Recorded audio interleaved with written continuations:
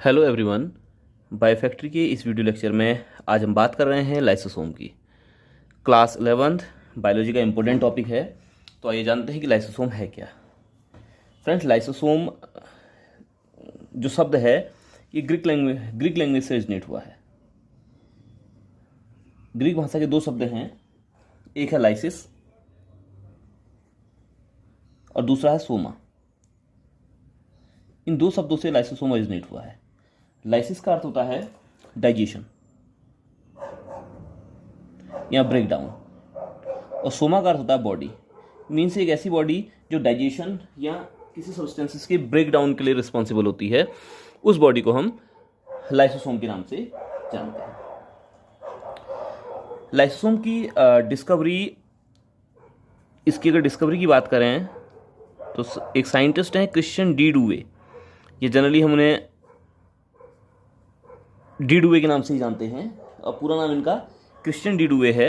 इन्होंने 1955 में लाइसोसोम को डिस्कवर किया था। और लाइसोसोम ग्रीक भाषा के दो शब्द लाइसिस एंड सोमा से मिलकर बना है। लाइसिस का अर्थ है डाइजेस्टिव या डाइजेशन और सोमा का अर्थ है बॉडी। तो एक ऐसी बॉडी जो डाइजेशन से रिलेटेड है, इसे हम कहते हैं लाइसोसोम। सिंगल यूनिट मेम्ब्रेन से सराउंड रहती है। ये लाइसोसोम बना हुआ है सिंगल यूनिट मेम्ब्रेन से, ये बॉडी सराउंडेड है। केवल एक यूनिट मेम्ब्रेन इसको कवर करती है। और इसकी जो सिंथेसिस है, बायोसिंथेसिस है, वो होती है गोल्जी बॉडी से, है ना। गोल्जी बॉडी जिसकी बायोसिंथेसिस होती है। लेकिन बायोसिंथेसिस में केवल गोल्जी बॉडी ही रिस्पॉन्सिबल नहीं है, बल्कि गोल्जी बॉडी के साथ साथ एंडोप्लाज्मिक रेटिकुलम भी रिस्पॉन्सिबल है। जैसे आप लोग यहाँ पर देख रहे हैं कि जो स्ट्रक्चर, ये जो राउंडेड स्ट्रक्चर है, दैट इज द न्यूक्लियस। और ये पूरा जो स्ट्रक्चर है that is the endoplasmic reticulum. और ये एंडोप्लाज्मिक रेटिकुलम के ऊपर हमें राइबोसोम दिखाई दे रहे हैं। पूरे में नहीं बना रहा हूँ, ये पूरे में बना लेंगे। ये रफ एंडोप्लाज्मिक रेटिकुलम है। तो रफ एंडोप्लाज्मिक रेटिकुलम इसकी सिंथेसिस में इंपॉर्टेंट रोल प्ले करती है।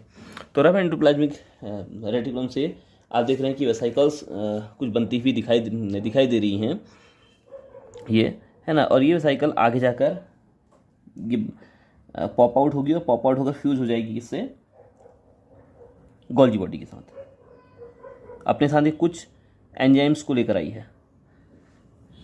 गोल्जी बॉडी के अंदर फ्यूज होने के बाद इसके अंदर जो एंजाइम्स आए हैं उनका मॉडिफिकेशन होगा, उन प्रोटीन्स का मॉडिफिकेशन होगा, और मॉडिफिकेशन के बाद ये कन्वर्ट हो जाएगा लाइसोसोम में। ये इसका डिटेल स्ट्रक्चर है। तो ये जो स्ट्रक्चर है that is the Golgi body. और गोल्जी बॉडी के बाद ये बनेगा लाइसोसोम। तो लाइसोसोम की बायोसिंथेसिस में गोल्जी बॉडी और endoplasmic reticulum, rough endoplasmic reticulum important role play करती है। लाइसोसोम सिंगल यूनिट मेम्ब्रेन से सराउंडेड है, ठीक है। लाइसोसोम केवल एक सिंगल यूनिट मेम्ब्रेन से क्या रहेगा, सराउंडेड रहेगा, एक सिंगल यूनिट मेम्ब्रेन से कवर्ड रहेगा। और इसके अंदर ये है इसकी लिमिटिंग मेम्ब्रेन,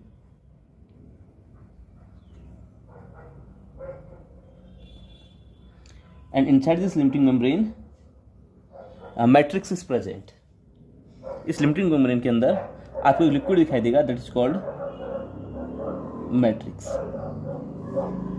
ये जो मैट्रिक्स होगा इसका पीएच लगभग एसिडिक पीएच होता है। इस मैट्रिक्स का जो पीएच है दैट इज दी एसिडिक होगा, वो पीएच एसिडिक होगा और अराउंड 5 के आसपास होगा ये पीएच। और ये मैट्रिक्स कंटेन करेगा हाइड्रोलाइटिक एंजाइम्स को, हाइड्रोलाइटिक एंजाइम्स को। अब ये हाइड्रोलाइटिक एंजाइम एसिडिक पीएच पर काम करते हैं, तो इसलिए सिंपली इनको हम एसिड हाइड्रोलेज भी कह देते हैं। एसिड हाइड्रोलेज के नाम से भी इनको जाना जाता है। और इन एंजाइम्स का जो नंबर है ये 50 है, मोर देन 50 प्लस 50 ये हाइड्रोलाइटिक एंजाइम लाइसोसोम के अंदर जो मैट्रिक्स है उसमें प्रेजेंट रहते हैं। और यही 50 या 50 से भी ज़्यादा जो हाइड्रोलाइटिक एंजाइम हैं ये डाइजेशन का काम करते हैं, ब्रेक डाउन का काम करते हैं। और इसके अंदर जो प्रोटॉन पंप है ना, उस प्रोटॉन पंप को मेंटेन करने का काम है, सॉरी, इसके अंदर का जो एसिडिक पीएच है, उस एसिडिक पीएच को मेंटेन करने का काम करता है प्रोटॉन पंप। तो प्रोटॉन पंप चलेगा जो क्या करेगा, बाहर से अंदर की ओर प्रोटॉन्स को, H+ आयन को भेजेगा, और यही H+ आयन क्या करेंगे, पीएच को रिड्यूस करेंगे, कम करेंगे, मीन्स एसिडिक बनाएंगे। अब जो एसिड हाइड्रोलेज हैं, ये छह कैटेगरी इन एसिड हाइड्रोलेज की है। 6 कैटेगरीज के एसिड हाइड्रोलेज लाइसोसोम के मैट्रिक्स में प्रेजेंट रहते हैं। तो आइए जानते हैं कि 6 कैटेगरी कौन कौन सी हैं। तो पहला तो है प्रोटीएज, जो क्या करेगा, प्रोटीन के डाइजेशन से रिलेटेड रहेगा, प्रोटीन वाले पोर्शन को डाइजेस्ट करेगा, उसको ब्रोक डाउन करेगा। न्यूक्लियस, ये डीएनए और आरएनए को ब्रोकन डाउन करेगा, न्यूक्लिक एसिड को ब्रोकन डाउन करेगा। ग्लाइकोसाइडेज, ग्लाइकोसाइडेज मीन्स एक ऐसा एंजाइम जो ग्लाइकोसाइडिक बॉन्ड को ब्रेक करता है। ग्लाइकोसाइडिक बॉन्ड आपको मिलेंगे किसमें, ओलिगोसैकेराइड्स में या पॉलीसैकेराइड्स में ग्लाइकोसाइडिक बॉन्ड मिलेंगे। तो उन ओलिगोसैकेराइड्स और पॉलीसैकेराइड्स को ब्रोकन डाउन करने का काम ये ग्लाइकोसाइडेज करेगा। इसके अलावा phosphatase,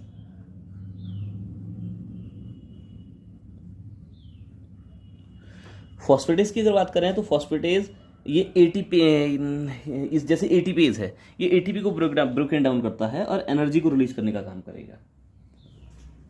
सल्फेटेज, sulfatase means enzyme which broken down sulfate linked organic compound. जो सल्फेट लिंक ऑर्गेनिक कंपाउंड है जिनमें सल्फेट प्रेजेंट रहता है, उन ऑर्गेनिक कंपाउंड को ब्रोकन डाउन करने के काम आएगा सल्फेटेज। और लास्ट है एस्ट्रेज। एस्ट्रेज मीन्स फैट को डाइजेस्ट करने वाला, फैट को डिकम्पोज करने वाला है ना, या फॉस्फोलिपिड को डिकम्पोज करने वाला जो हाइड्रोलाइटिक एंजाइम होगा, दैट इज कॉल्ड एस्ट्रेज। तो इस तरह से, तो इसकी कितनी कैटेगरी हैं, 6 कैटेगरी के हाइड्रोलाइटिक एंजाइम लाइसोसोम के मैट्रिक्स में प्रेजेंट रहते हैं। तो आप लोगों ने देखा कि लाइसोसोम की डिस्कवरी डी डुवे ने 1955 में की है।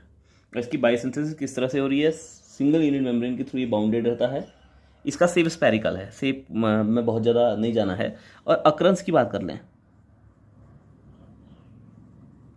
अक्रंस की बात कर लें तो जैसे कि हम पहले भी डिस्कस कर चुके हैं कि 2 टाइप की सेल्स हैं। एक है प्रोकैरियोटिक सेल या प्रोकैरियोट्स कह सकते हैं उनको, और दूसरे यूकैरियोट्स, मतलब जिनकी सेल यूकैरियोटिक है वो यूकैरियोट्स, जिनकी सेल प्रोकैरियोटिक है वो प्रोकैरियोट्स। तो प्रोकैरियोटिक सेल में तो ये एब्सेंट रहता है, और यूकैरियोटिक सेल में, यूकैरियोट्स में ये प्रेजेंट रहेगा। किसको छोड़कर, और कई सारी यूकैरियोटिक सेल में भी प्रेजेंट नहीं होता, लेकिन most of the eukaryotic cell में देखने को मिलेगा। मैच्योर मेमेलियन आरबीसी को छोड़कर, ह्यूमन की अगर बात करें तो मैच्योर मेमेलियन आरबीसी को छोड़कर ये हर तरह की सेल्स में देखने को मिल जाएगा। शेप स्पेरिकल है ना, शेप में कोई बहुत ज़्यादा चेंज नहीं है, ठीक। और इसका जो फेमस नाम है वो सुसाइडल बैग्स ऑफ सेल के नाम से इसको जानते हैं। इसको जाना जाता है सुसाइडल बैग्स ऑफ सेल, क्योंकि कई बार क्या होगा कि अगर ये एंजाइम लाइसोम बस्ट हो और एंजाइम सेल के साइटोप्लाज्म में रिलीज हो जाए, तो ये सेल के साइटोप्लाज्म में जितनी भी ऑर्गेनेलीज प्रेजेंट है, माइटोकॉन्ड्रिया है, गोल्जी बॉडी है, एंडोप्लाज्मिक रेटिकुलम है, उन सबको इनगल्फ कर देगा, उन सबका ब्रोकन डाउन कर देगा, और सेल की अल्टीमेटली सेल की डेथ हो जाएगी। तो इसलिए इसको सुसाइडल बैग्स ऑफ सेल के नाम से जाना जाता है, ठीक है। तो लाइसोसोम को सुसाइड बैग ऑफ सेल के नाम से जानते हैं। इसके अलावा इसको गार्बेज यूनिट भी कहा जाता है कई बार, है ना, क्योंकि सेल के अंदर जो भी गार्बेज है, जो कचरा है,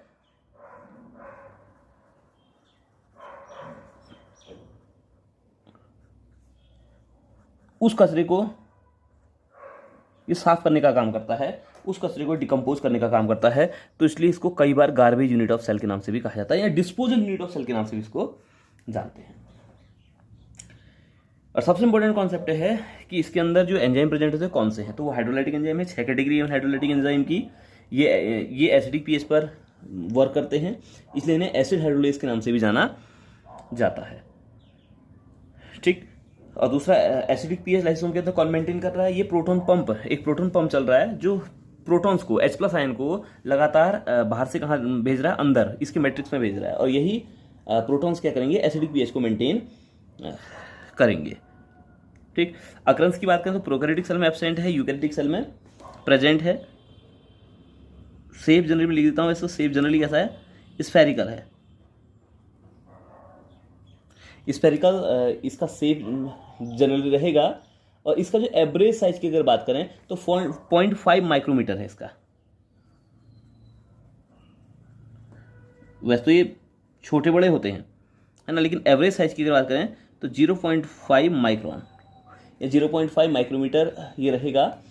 इसको अगर नैनोमीटर में कन्वर्ट कर दें तो ये 500 नैनोमीटर होगा।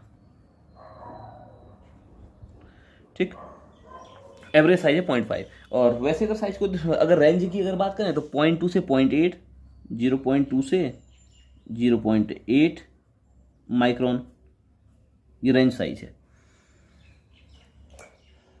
स्ट्रक्चर में दो चीज़ें दिखाई देंगी, एक लिमिटिंग मेम्ब्रेन, दूसरा मैट्रिक्स। मैट्रिक्स में एंजाइम है, 6 तरह के एंजाइम देखने को इसके अंदर आसानी से मिल जाते हैं। क्लियर? तो अब जो लाइसोसोम है सेल के अंदर पॉलीमॉर्फिज्म को शो करता है, कई सारी मॉर्फोलॉजिकल फॉर्म्स को वो शो करेगा, है ना। उसके अंदर मैट्रिक्स किस तरह का है, नेचर ऑफ मैट्रिक्स की बेस पर अगर देखें तो 4 तरह के लाइसोसोम देखने को मिलते हैं, है ना। अगर टाइप की अगर बात कर लें तो टाइप इसमें कितने तरह के देखने को मिल जाएंगे, 4 टाइप, 4 तरह के लाइसोसोम देखने को मिल जाएंगे। किस बेस पर, on the basis of nature of matrix.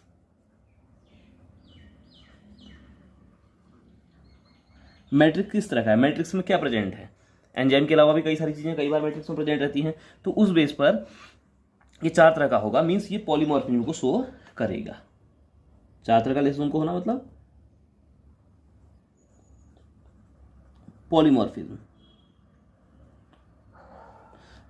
को शो करेगा। तो आइए जानते हैं लाइसोसोम की पॉलीमॉर्फिज्म क्या है, इसको समझते हैं, फिर उसके बाद फंक्शंस की ओर बढ़ेंगे। तो आप लोग चैनल को सब्सक्राइब जरूर कीजिए, वीडियो को लाइक भी करना है। अब एक मैंने डायग्राम बनाया हुआ है जिसमें लाइसोसोम की पॉलीमॉर्फिज्म को दिखाया गया है। अगर आप इस डायग्राम को देख रहे होंगे तो ये एक सेल बनी हुई है, और इस सेल के अंदर ये गोल्जी बॉडी है, क्योंकि लाइसोसोम की बायोसिंथेसिस के लिए गोल्जी बॉडी जनरली रिस्पॉन्सिबल रहती है ना। तो गोल्जी बॉडी से जो लाइसोसोम बनेगा, न्यूली फॉर्म्ड लाइसोसोम जो होगा, न्यूली फॉर्म्ड लाइसोसोम, इसको हम कहते हैं प्राइमरी लाइसोसोम। ठीक, जो भी न्यूली फॉर्म्ड लाइसोसोम होगा that is called primary lysosome. ठीक, तो लाइसोसोम का जो पहला टाइप है, मैंने कहा 4 तरह के लाइसोसोम होते हैं, तो लाइसोसोम का जो पहला टाइप है, फर्स्ट टाइप है, that is the primary lysosome. तो इसमें हम क्या लिख सकते हैं, the newly formed lysosome is called primary lysosome, है ना, जिसके अंदर क्या होंगे, केवल हाइड्रोलाइटिक एंजाइम होंगे, having hydrologic enzyme inside it, केवल हाइड्रोलाइटिक एंजाइम इसके अंदर दिखाई देंगे। क्लियर है ये चीज़ें आपकी। अब ये कोई फूड पार्टिकल्स हैं, और ये प्रोसेस है एंडोसाइटोसिस। ये फूड पार्टिकल एंडोसाइटोसिस की प्रोसेस के थ्रू सेल के अंदर इंटर्ड हुए हैं। आप देख रहे हैं कि प्रोसेस एंडोसाइटोसिस की प्रोसेस है, और बाहर के जो फूड पार्टिकल्स हैं वो सेल के अंदर इंटर्ड हो गए हैं, क्योंकि आप जानते हैं ना कि ये एनर्जी प्रोडक्शन का काम भी करेगा, क्योंकि एटीपीएस एंजाइम इसके अंदर है। तो कई बार ये एटीपीएस एंजाइम क्या करेगा, जो एनर्जी बनेगी, एटीपी बनेगी, उसको भी तोड़ने का काम करता है ना। फूड को ब्रोकन डाउन का काम भी ये करते हैं। तो ये फूड पार्टिकल्स अंदर आ गए। तो जनरली क्या होगा कि जो हमारा प्राइमरी लाइसोसोम है, ये फूड पार्टिकल्स को अपने अंदर ले लेता है ना। प्राइमरी लाइसोसोम ने फूड पार्टिकल्स को अपने अंदर ले लिया। और दूसरी तरफ आप यहाँ देख रहे होंगे, ये बैक्टीरिया है, ये हमारी प्लाज्मा मेम्ब्रेन को इन्वेजिनेट करके किसी तरीके से सेल के अंदर इंटर करता है। ये बैक्टीरिया देखिए आप, ये सेल के अंदर इंटर हो गया, मैं इसमें लिख देता हूँ बैक्टीरिया। ये बैक्टीरिया सेल के अंदर इंटर हुआ। अब जैसे ही बैक्टीरिया सेल के अंदर इंटर होगा, है ना। जैसे ही बैक्टीरिया सेल के अंदर इंटर होगा, ये लाइसोम क्या करेगा, इस बैक्टीरिया को कवर कर लेगा। जैसे ही बैक्टीरिया सेल के अंदर इंटर होगा, ये लाइसोम, प्राइमरी जो लाइसोम है, ये बैक्टीरिया को कवर कर लेगा, है ना। यहाँ देख रहे हैं आप, जो फूड पार्टिकल अंदर आए हैं, उस फूड पार्टिकल्स को प्राइमरी लाइसोसोम ने कवर कर लिया है। और इधर सेकंड केस में जो भी बैक्टीरिया अंदर आया है, उस बैक्टीरिया को लाइसोम ने अपने अंदर इंटर कर लिया है, इनक्लोज कर लिया है। तो इस तरह से जो लाइसोसोम बनता है, that is called secondary lysosome. इस तरह का जो लाइसोसोम बनेगा, that is called secondary lysosome.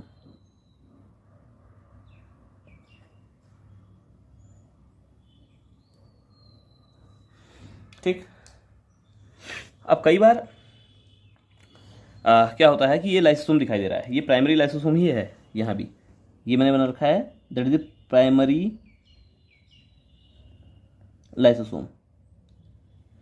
कई बार प्राइमरी लाइसोसोम क्या करेगा कि अपने अंदर की जो वॉर्न आउट सेल ऑर्गेनेलीज हैं, ऐसी सेल ऑर्गेनेल जो सेल के अंदर फंक्शन नहीं कर रही है, जो बूढ़ी हो चुकी हैं, जैसी माइटोकॉन्ड्रिया बना दी है,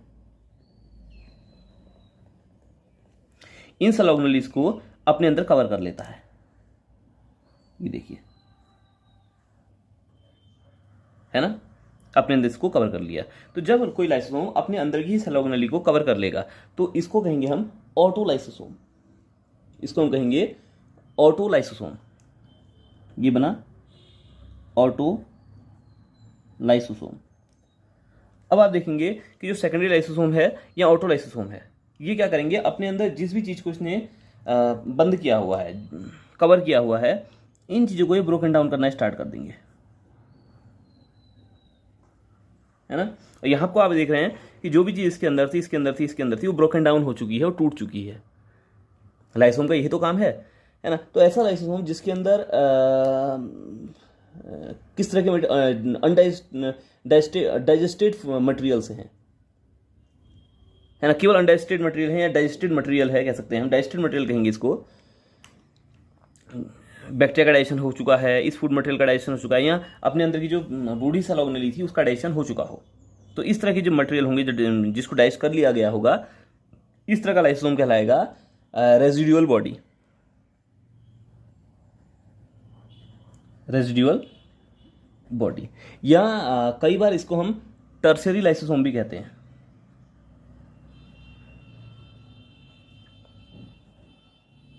टर्शियरी लाइसोसोम भी बोलते हैं, ठीक है। और टर्शियरी लाइसोसोम का जो कंटेंट है, वो फाइनली सेल के बाहर निकलेगा by the process of exocytosis. मैंने एक्सोसाइटोसिस एंडोसाइटोसिस के ऊपर वीडियो बनाया हुआ है, आप उसको देखिए। एक्सोसाइटोसिस की प्रोसेस के थ्रू ये चीज़ें बाहर निकलेंगी, ठीक। एक्टिव ट्रांसपोर्ट है एक तरह का ये भी। तो इस तरह से लाइसोसोम क्या करता है, सेल के अंदर आने वाली चीज़ को डाइजेस्ट करता है, और डाइजेस्ट करने के बाद जो वेस्ट बचेगा, ये रेजिडुअल बॉडी के अंदर वेस्ट है, उस वेस्ट को सेल से बाहर निकालने का काम करेगा। तो है ना, तो जो ये बाहर निकल गया, ये वेस्ट है, ये ब्लड में जाएगा, ब्लड के थ्रू बॉडी से बाहर निकलेगा। तो इस तरह से आप लोगों ने देखिए कि 4 तरह के लाइसोसोम है। 4 तरह के लाइसोसोम का फॉर्मेशन सेल के अंदर होता हुआ दिखाई देगा। The first one is primary lysosome, second is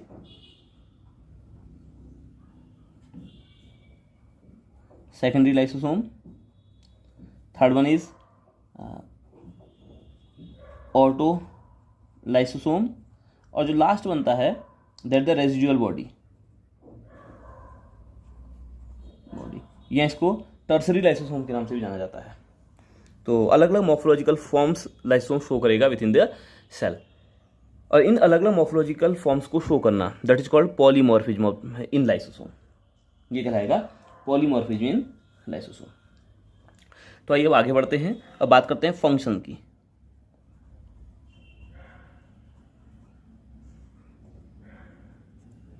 functions की बात करते हैं। तो लाइसोसोम कौन कौन से फंक्शंस को सेल के अंदर परफॉर्म करता है। तो सबसे पहला फंक्शन जो लाइसोसोम का है, that is the intracellular digestion.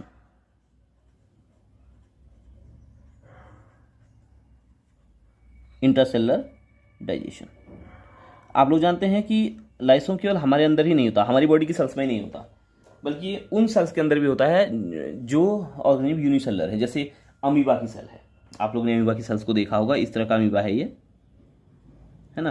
तो अमीबा को जब कोई फूड पार्टिकल मिलेगा तो अमीबा क्या करेगा, इस फूड पार्टिकल को इनगल्फ कर लेगा, अपने अंदर ले लेगा, है ना। और अमीबा के अंदर ये फूड पार्टिकल किसके अंदर रहेगा, उसके लाइसोम के अंदर, है ना। अमीबा का ये अमीबा का लाइसोम है और लाइसोम के अंदर फूड पार्टिकल चले गया और इस फूड पार्टिकल्स को डाइजेस्ट करने का काम कौन करेगा, लाइसोसोम करेगा, ठीक है। तो सेल के अंदर होने वाला डाइजेशन को इंट्रासेलुलर डाइजेशन कहा जाता है।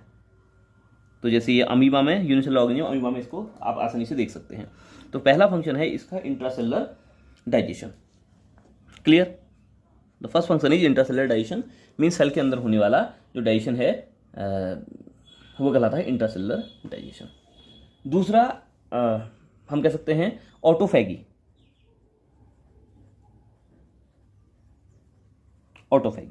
Autophagy means eating damaged and worn out organelles. कई बार सेल के अंदर जो ऑर्गेनेलीज होती हैं वो डैमेज हो जाती हैं किसी कारण से, या वो वर्न आउट होती हैं, मतलब उनका कोई फंक्शन नहीं रहता, वो कोई किस तरह का कोई काम नहीं कर रही होती हैं, ठीक है। ईटिंग डैमेज्ड और वर्न आउट ऑर्गेनेल्स, ठीक है। तो जो वर्न आउट ऑर्गेनेल्स हैं या डैमेज्ड ऑर्गेनेल्स हैं उनको ईट करने की प्रोसेस कहलाएगी ऑटोफेगी। तो लाइसोम ये इस काम को भी परफॉर्म करता है। इसके अलावा मैं अगर बात करूं तो कई सारे फंक्शन है लाइसोम के। ये डिस्ट्रक्शन ऑफ एज्ड सेल के अंदर की ऑर्गेनेल को तो डिस्ट्रॉय करता ही करता है। इसके साथ साथ ऐसी सेल्स जो जिनकी एज हो चुकी है, जो बूढ़ी हो चुकी हैं, उन सेल्स का भी डिस्ट्रक्शन करने का काम लाइसोम है, लाइसोम का ही है। डिस्ट्रक्शन ऑफ एज्ड सेल का डिस्ट्रक्शन भी कौन करेगा, लाइसोसोम करेगा। इसके अलावा हेल्पफुल इन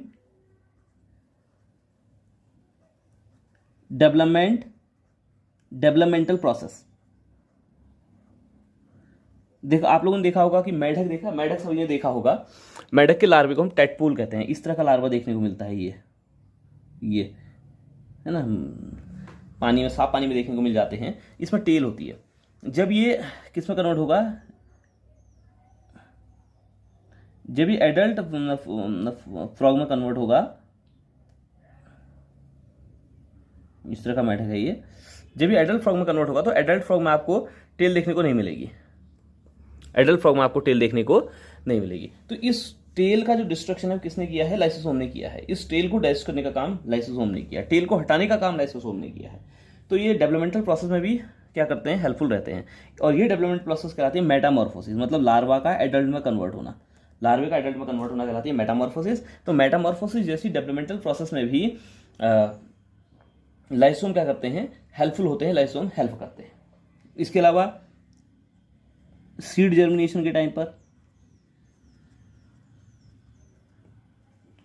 सीड के अंदर के जो फूड मटेरियल होगा उसको डाइजेस्ट करते हैं, उसके डाइजेशन से एनर्जी का प्रोडक्शन होता है, उस एनर्जी से सीड क्या करता है, जर्मिनेट करता है, उसमें रूट का फॉर्मेशन या स्टेम का फॉर्मेशन, स्टेम और लीव्स का फॉर्मेशन होता हुआ दिखाई देता है। तो सीड जर्मिनेशन की प्रोसेस में भी लाइसोम हेल्पफुल होते हैं। तो अभी तक आपने इसके बहुत सारे फंक्शन देख चुके हैं, 1 2 3 4 5 फंक्शन आप देख चुके हैं।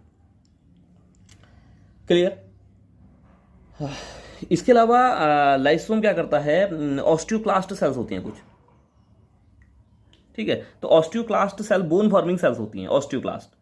तो इन बोन फॉर्मिंग ये जो बोन फॉर्मिंग सेल्स होंगी तो उनके अंदर का जो लाइसोम होगा ये कार्टिलेज को डाइजेस्ट करेगा और कार्टिलेज को डाइजेस्ट करके बोन के फॉर्मेशन में हेल्प करता है। आप देखते हैं कि जो बच्चा जो पैदा होता है उसका स्केलेटन होता है मोस्टली कार्टिलेजियस होता है, लेकिन धीरे धीरे वो बच्चा फिर स्केलेटन बोनी होने लगता है।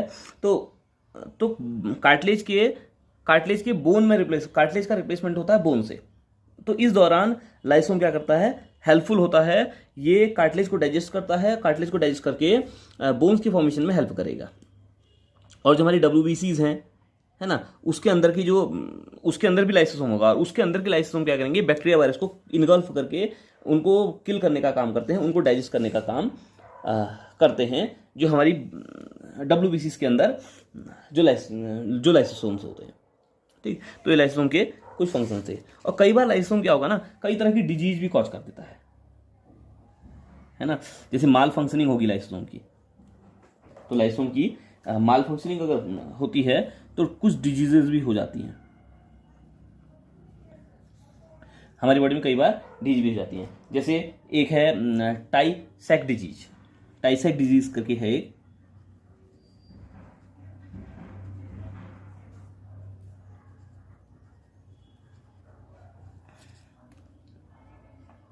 टाई-सेक डिजीज है। इस टाई-सेक डिजीज में क्या होगा, लिपिड ब्रेन में एक्यूमुलेट हो जाता है ना। तो हम कह सकते हैं accumulation of lipid in brain cells, और इससे क्या होगा, मेंटल रिटार्डेशन। मतलब ये लिपिड को अपने अंदर तो लेगा, लेकिन लिपिड को डाइजेस्ट नहीं करा उसने, और लिपिड को जब डाइजेस्ट नहीं करा तो लिपिड एक्यूमुलेट होने लगा सेल्स के अंदर, और लिपिड जब ब्रेन सेल्स के अंदर एक्यूमुलेट होता है तो उसे टाई-सेक डिजीज के नाम से हम जानते हैं। और ये टाई-सेक डिजीज जो है ये मेंटल रिटार्डेशन का कारण बनती है, ठीक है। और एक होती है पॉम डिजीज, आपने डिजीज नहीं सुनी होंगी तो इसको ध्यान से देखिए। एक डिजीज है पॉम्स डिजीज। इस पॉम डिजीज में ग्लाइकोजन का स्टोरेज हो जाता है,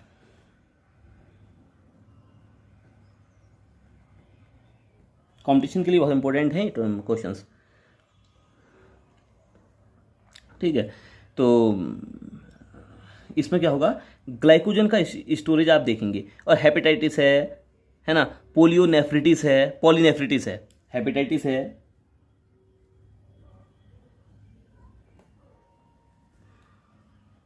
पॉलीनेफ्रिटिस है, ये भी लाइसोसोम की माल फंक्शनिंग के कारण होने वाली कुछ डिजीज हैं, ठीक है। और एक डिजीज है ये हर्लर्स डिजीज, कई बार पूछ ली जाती है, ये आप लोग को याद होनी चाहिए, हर्लर्स डिजीज है। तो ये भी माल फंक्शनिंग के कारण होने वाली डिजीज है, या स्टोरेज के कारण होने वाली डिजीज है।